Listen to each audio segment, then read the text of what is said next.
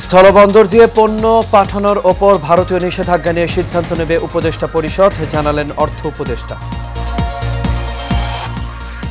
স্থানীয় নির্বাচন করার মাধ্যমে সংসদ নির্বাচন বিলম্ব করার প্রয়াস চলছে, অন্তর্বর্তী সরকারের বিরুদ্ধে বিএনপির অভিযোগ। ইশরাক হোসেনকে মেয়র ঘোষণার দাবিতে আজও নগর ভবন অবরুদ্ধ করে আন্দোলন, জনদুর্ভোগ চরমে।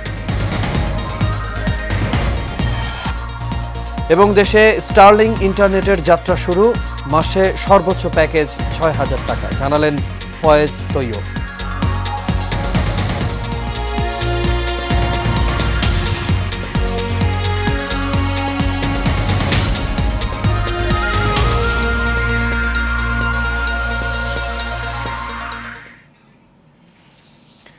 সবাইকে স্বাগত এশিয়ান নিউজে। দর্শক, পুরো সংবাদ জুড়ে আপনাদের সঙ্গে আছি আমি আনোয়ার রাজা। তখন শুনছিলেন বিআরবি কেবল ইন্ডাস্ট্রিজ লিমিটেড সংবাদ শিরোনাম। এবার চলে যাচ্ছি পুরো খবরে। নতুন অর্থ বছরে মহার্ঘ ভাতা ঘোষণা হবে, তবে কিছুটা সময় লাগবে বলে জানিয়েছেন অর্থ উপদেষ্টা ডক্টর সালেউদ্দিন আহমেদ। সচিবালয়ে সরকারি ক্রয় সংক্রান্ত উপদেষ্টা পরিষদ কমিটির বৈঠক শেষে এই কথা জানান তিনি।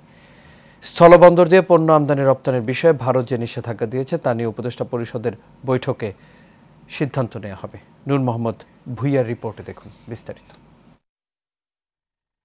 হঠাৎ করে স্থলবন্দরে বাংলাদেশের বিভিন্ন পণ্যের প্রবেশে নিষেধাজ্ঞা দিয়েছে ভারত। এই নিষেধাজ্ঞা আনুষ্ঠানিকভাবে কোনো তথ্যই জানে না বাংলাদেশ।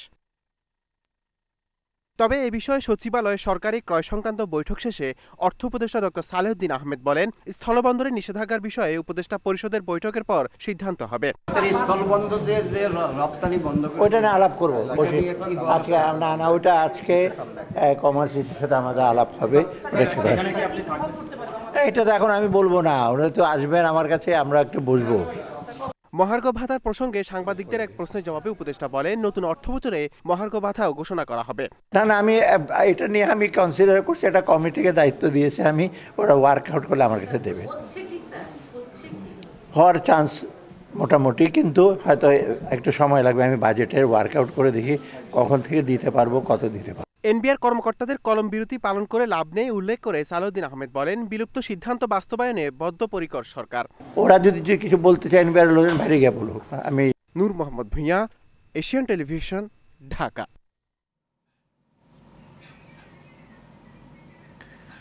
বিএনপি নেতা ইশরাক হোসেনকে ঢাকা দক্ষিণ সিটি কর্পোরেশনের মেয়র হিসেবে শপথ পড়ানোর দাবিতে নগর ভবনের সামনে চলছে ব্লকেট কর্মসূচি।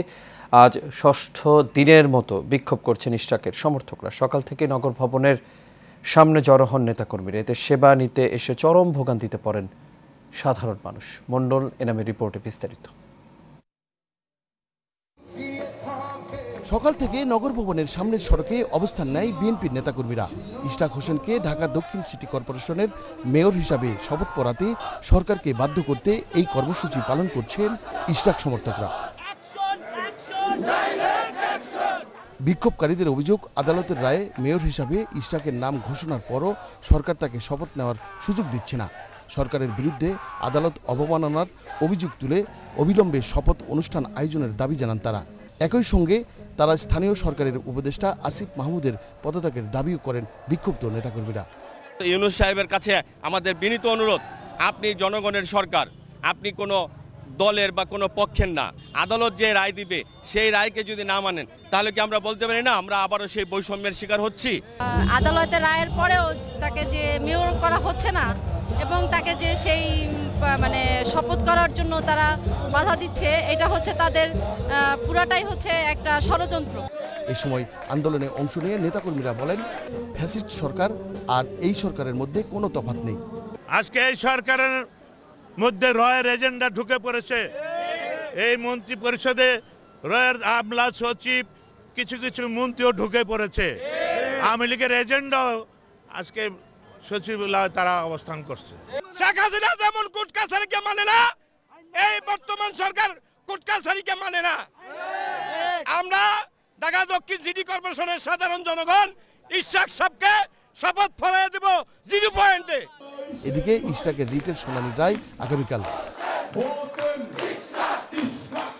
মণ্ডলের নাম, এশিয়ান টেলিভিশন, ঢাকা।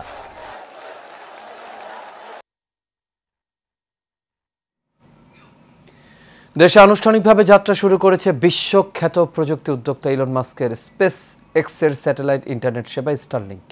উন্নত বিশ্বের অনেক দেশে এরই মধ্যে চালু হওয়া এই পরিষেবা বাংলাদেশেও ফ্রিল্যান্সিং, শিক্ষা, স্বাস্থ্য ও ব্যবসা খাতে বৈপ্লবিক পরিবর্তনের দ্বার উন্মোচন করবে বলে মনে করা হচ্ছে।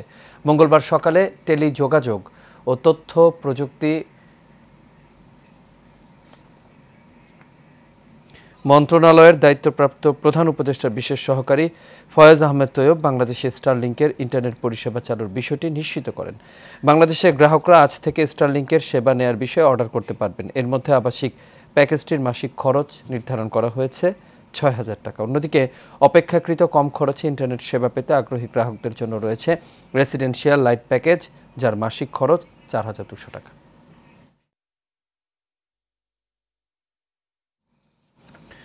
হযরত শাহজালাল আন্তর্জাতিক বিমানবন্দর থেকে উড্ডয়নের পরপরই টার্কিশ এয়ারলাইন্সের একটি প্লেনের ইঞ্জিনে আগুন ধরে যাওয়ার ঘটনা ঘটেছে।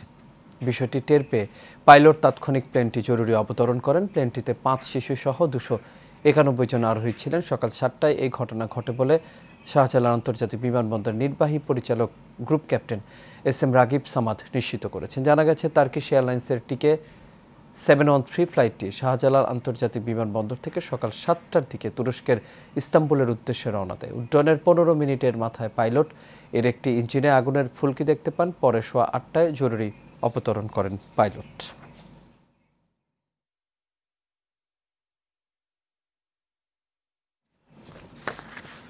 বৈষম্য বিরোধী আন্দোলনের সময় রাজধানীর ভাটারা থানায় দায়ের করা হত্যা চেষ্টা মামলায় গ্রেপ্তার নায়িকা নুসরাত ফারিয়ার জামিন মঞ্জুর করেছেন আদালত। মঙ্গলবার ঢাকার chief metropolitan magistrate Mostafizur Rahman আসামি পক্ষের আবেদনের পরিপ্রেক্ষিতে তার জামিন মঞ্জুর করেন। গত 18 মে থাইল্যান্ড যাওয়ার সময় হযরত শাহজালাল আন্তর্জাতিক বিমানবন্দরের ইমিগ্রেশন চেকপোস্ট থেকে নুসরাত ফারিয়াকে গ্রেপ্তার করা হয়। তার বিরুদ্ধে দায়ের করা মামলার পরোয়ানা ছিল। এরপর সোমবার ঢাকার চিফ মেট্রোপলিটন ম্যাজিস্ট্রেট আদালতে নেওয়া হলে বিচারক তাকে কারাগারে পাঠানোর আদেশ দেন।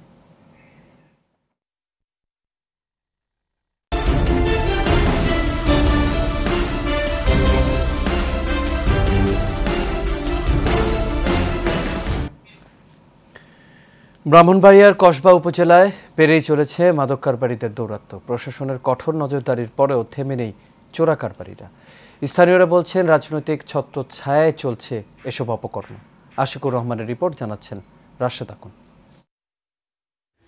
সীমান্তবর্তী জেলা ব্রাহ্মণবাড়িয়ার কসবা উপজেলা যেন মাদক কারবারিদের অভয়ারণ্য। শুধু মাদক নয়, ভারতীয় শাড়ি, কসমেটিক্স সহ বিভিন্ন পণ্য এই সীমান্ত দিয়ে প্রকাশ্যে ঢুকছে দেশে। আর এর সাথে জড়িত রয়েছে স্থানীয় রাজনৈতিক ব্যক্তিবর্গ সহ বিভিন্ন শ্রেণী পেশার মানুষ। স্থানীয়রা জানান, দীর্ঘদিন ধরে এই সীমান্ত এলাকায় মাদকের রমরমা ব্যবসা করে আসছিলেন সাবেক ইউপি চেয়ারম্যান রনি। বাদশা জুয়েল নামের এক ব্যক্তির মাধ্যমে পুরো এলাকায় মাদক ব্যবসা নিয়ন্ত্রণ করতেন তিনি। 5 আগস্টের পর আওয়ামী লীগের নেতাকর্মীরা গা ঢাকা দিলে জুয়েল এককভাবে সব নিয়ন্ত্রণ করছেন। বাদশা জুয়েলের নেতৃত্বে কাইয়ুমপুর ইউনিয়ন, কসবা ও ব্রাহ্মণপাড়া উপজেলা সহ বিভিন্ন স্থানে রমজান, জসিম, গিয়াসউদ্দিন, শাকিল, জাকির, কামাল, জলিল, রুহুল আমিন ও সবুজ এজেন্ট হিসেবে কাজ করছেন। বহুত তখন মনে করো হিসাব নাই, হাজার হাজার বাংলাদেশ হয়েছে নিষেধ দিয়ে আসে এমন হয়েছে। তাহলে এই জিনিসগুলো আসে তো কোনো কিন্তু হয় তো, নাহলে বিজেপিরা ধরে চালান করে কোথায় পায়। অবশ্যই বর্তমানে প্রশাসন সহ সবার দৃষ্টি আকর্ষণ করবো যেন মাদক চোরা কারবারি বন্ধে সবার সহযোগিতা আমরা পাই। এবং এই যারা এই মাদক এবং চোরা কারবারিটা মেনটেন করতেছে, তাদের যেই লিয়াজুটা মেনটেন হচ্ছে, তারা কোনো না কোনোভাবেই কোনো না কোনো পলিটিক্যাল দলের সাথে জড়িত। এর কিছু গডফাদার আসছে, যেমন নুরুন নাম এক লোক, সে কসবাতে থাকে, সে নাকি রাত্রে ঘুরে, একটা অদৃশ্য ব্যক্তি সাইদ নামে একজন আছে। তো আসলে অনেকেই এগুলো করছে। মাদক একটা ভয়াবহ রূপ ধারণ করেছে। যেমন কসবাতে যে গত কিছুদিন আগে জাজির একটা খুন হয়েছে, এই যে মাদকের কারণে। যেমন আমাদের স্টেশন আপন নামে একটা ছেলেকে কিশোর গ্যাংরা গাই দিয়েছে রাত্রে, এটা মাদকের কারণে। চেয়ারম্যান ছিল রনি চেয়ারম্যান, সারা বাংলাদেশে সে মাদকের মানে টপ 10 জনের মধ্যে একজন ছিল। তার সাথে তৎকালীন এই আইনমন্ত্রীর এপিএস বাবু, আলাউদ্দিন বাবু, তারপর সুহাগ, তারপর জীবন, তারপর রনি, তারপর আমাদের এই কুটির সর্বশেষ উপজেলা চেয়ারম্যান হয়েছে স্বপন। এরা একটা সিন্ডিকেট মিলে কসবা উপজেলাটাকে বানিয়েছিল একটা মাদকের অভয়ারণ্য, একটা মাদকের স্বর্গরাজ্য বললে সারা বাংলাদেশ সেটার নাম আসে কসবা। মাদকের বিরুদ্ধে, চোরাচালানের বিরুদ্ধে আমাদের সংশ্লিষ্ট যে ডিপার্টমেন্ট তারা অত্যন্ত সোচ্চার আছে, আমরা উপজেলা প্রশাসন সোচ্চার আছে। আমরা আশা করব ইনশাল্লাহ আমাদের দিয়ে এই মাদক আমরা ইনশাল্লাহ এবং চোরাচালান প্রতিরোধ করতে সক্ষম হব। 18 মামলার আসামি বাদশা জুয়েল মাদক ব্যবসা নিয়ন্ত্রণের জন্য এখন ভোল পাল্টে বিএনপির রাজনীতির লেবাস জড়িয়েছেন। এমনকি কায়ম্পের ইউনিয়ন যুবদলের সভাপতি পদপ্রার্থী হিসেবে চালাচ্ছেন প্রচারণা। এর আগে হত্যা ও অস্ত্র মামলায় জেল খেটেছেন এই জুয়েল। এমন একজন ব্যক্তিকে দেশের অন্যতম বৃহত্তর রাজনৈতিক দল বিএনপি কিভাবে আশ্রয় দেয় তা নিয়ে প্রশ্ন সাধারণ মানুষের। Rashed Akon, Asian television.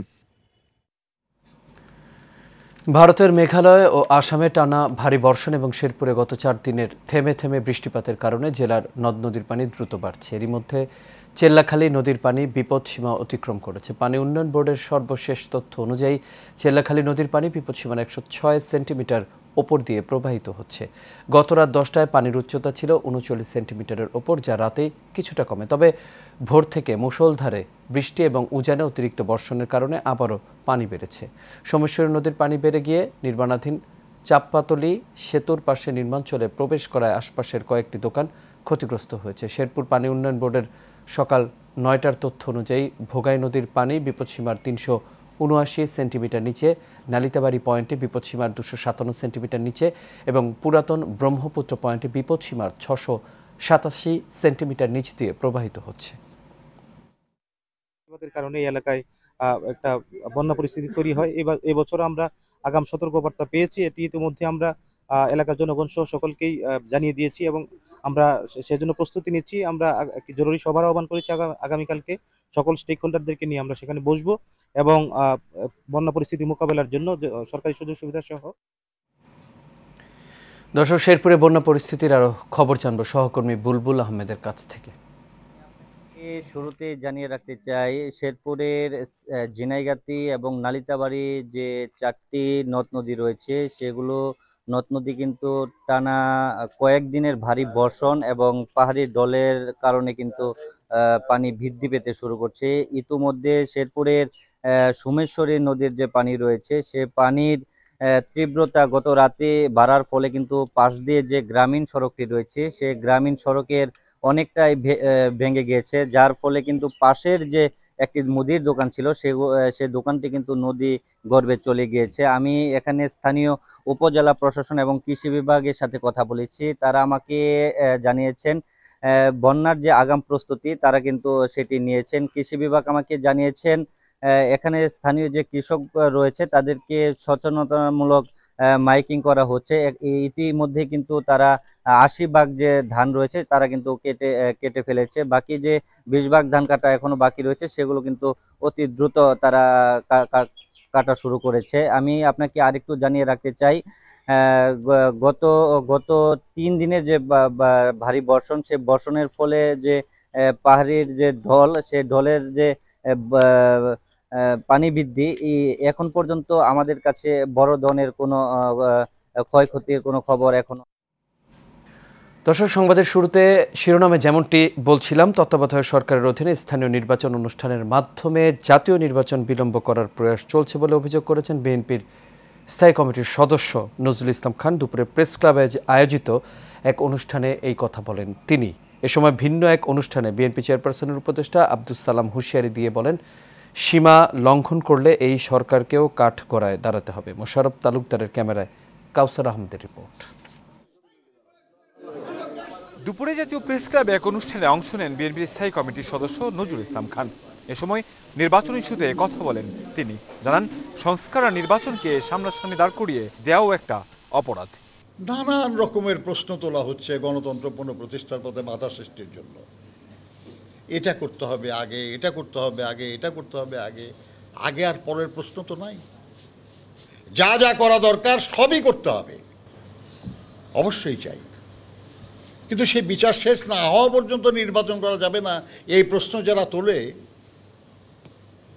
তারা আসলে এই কথা বলে একটা জনপ্রিয় কথা আড়ালে নির্বাচনটাকে বিলম্বিত করতে চায়। এর আগে প্রতিহিংসা রাজনীতি গণতন্ত্র সুশাসন প্রেক্ষিত বাংলাদেশ শীর্ষক আলোচনা সভায় যোগ দেন বিএনপি চেয়ারপারসনের উপদেষ্টা আব্দুল সালাম। এ সময় তিনি বলেন, সরকার মূল এজেন্ডা ছেড়ে করিডোর নিয়ে ভাবছে। আপনারা এজেন্ডা বহির্ভূত কাজ করেন না। আপনি মনে করেন না যে আপনার জবাবদিহিতার ঊর্ধ্বে, সীমা লঙ্ঘন করলে আপনাকেও কিন্তু জবাবদিহির কাঠগড়ায় দাঁড়াতে হবে। পরিষ্কার কথা, শেখ হাসিনাও মনে করছিল এরকম, এই দেশটা তার বাপদাদার।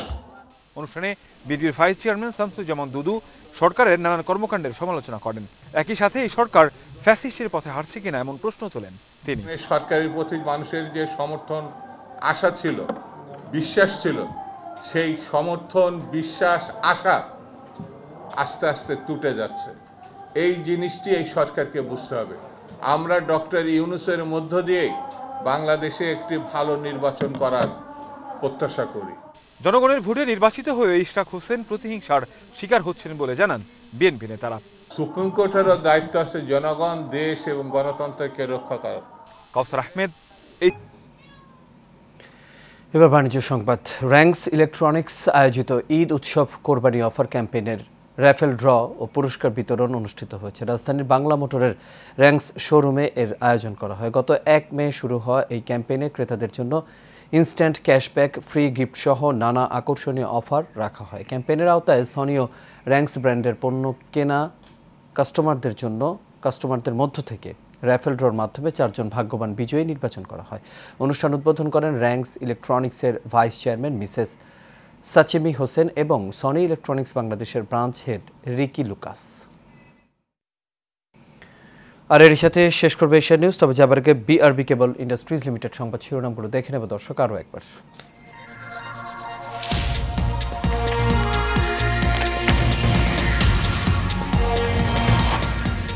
স্থলবন্দর দিয়ে পণ্য পাঠানোর ওপর ভারতীয় নিষেধাজ্ঞা নিয়ে সিদ্ধান্ত নেবে উপদেষ্টা পরিষদ, জানালেন অর্থ উপদেষ্টা। স্থানীয় নির্বাচন করার মাধ্যমে সংসদ নির্বাচন বিলম্ব করার প্রয়াস চলছে, অন্তর্বর্তী সরকারের বিরুদ্ধে বিএনপির অভিযোগ। ইশরাক হোসেনকে মেয়র ঘোষণার দাবিতে আজও নগর ভবন অবরুদ্ধ করে আন্দোলন, জনদুর্ভোগ চরমে। এবং দেশে স্টারলিংক ইন্টারনেটের যাত্রা শুরু, মাসে সর্বোচ্চ প্যাকেজ ৬,০০০ টাকা, জানালেন ফয়েজ তৈয়ব।